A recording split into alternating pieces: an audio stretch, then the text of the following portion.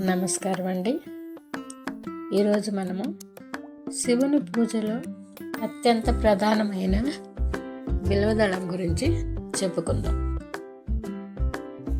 భస్మము, రుద్రాక్ష, బిల్వదళములతో శివుని పూజిస్తే ఆయన ఎంతో సంతృప్తి చెందుతారని శాస్త్రాలు చెబుతున్నాయి. ఈ మూడిట్లో ఒకటైన బిల్వదళం, బిల్వ వృక్షం గురించి మనం ఈరోజు తెలుసుకుందాం.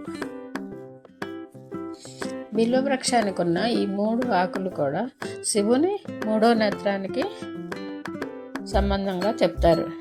శివుని 3వ నేత్రం భూత, భవిష్యత్, వర్తమాన కాలాలకి చిహ్నం. అలాగే ఈ బిల్వ పత్రం కూడా ఆ విధంగానే చెప్పబడుతుంది. బిల్వదళాలతో శివార్చన చేయడం వల్ల శివుడు ఎంతో సంతోషిస్తాడు. అలాగే బిల్వ వృక్షాన్ని శివుని స్వరూపంగా చెప్పబడుతుంది.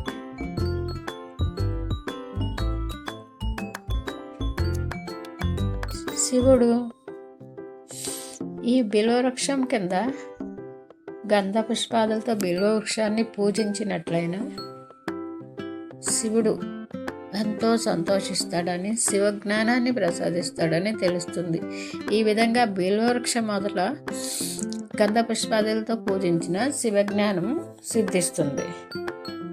ఇంకా అనేక పవిత్ర గుణాలు కలిగిన ఈ బిల్వవృక్షం కింద దీపారాధన చేసినట్లయితే వాళ్ళ వంశం అభివృద్ధి చెందుతుందంట. అలాగే శ్రీ మహాలక్ష్మి శివుని పూజ చేయడం కొరకు బిల్వ వృక్షంగా మారిపోయి శివుణ్ణి అర్చించిందంట. అందువల్ల బిల్వ వృక్షం ఇంత పవిత్రమైనదిగా చెప్పబడుతుంది. శివపురాణంలో సూత మహర్షి శౌనకాది మునులకు ఈ బిల్వ వృక్షం యొక్క ప్రాధాన్యతను వివరించారు. ఈ బిల్వవృక్షం కింద ఒక మహేశ్వరునికి భోజనం పెడితే దానివల్ల 1,000,000 మందికి అన్నదానం చేసిన పుణ్యఫలం లభిస్తుందంట.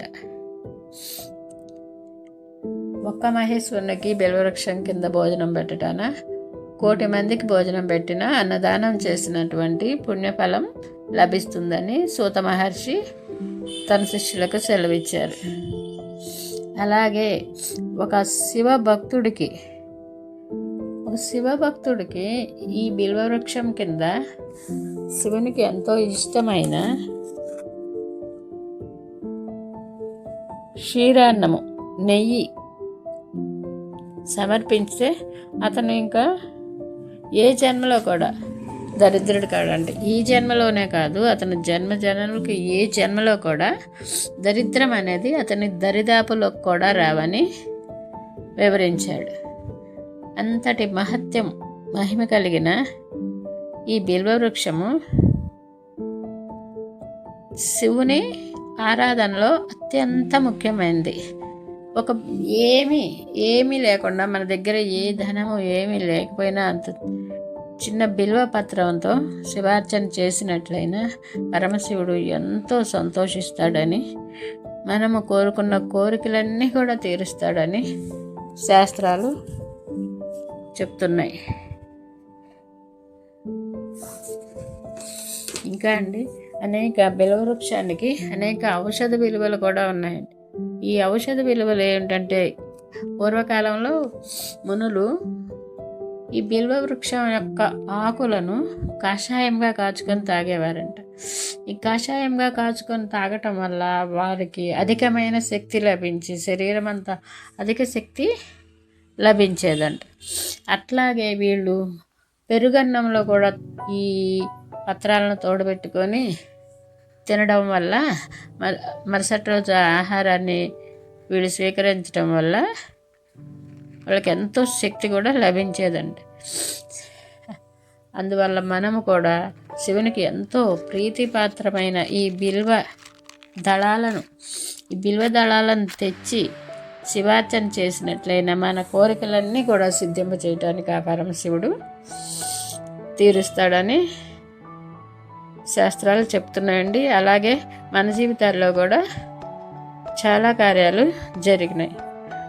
మన ఇంట్లో వీలైతే మన ఇంటి దగ్గర బిల్వ వృక్షాన్ని పెంచుకుందాం.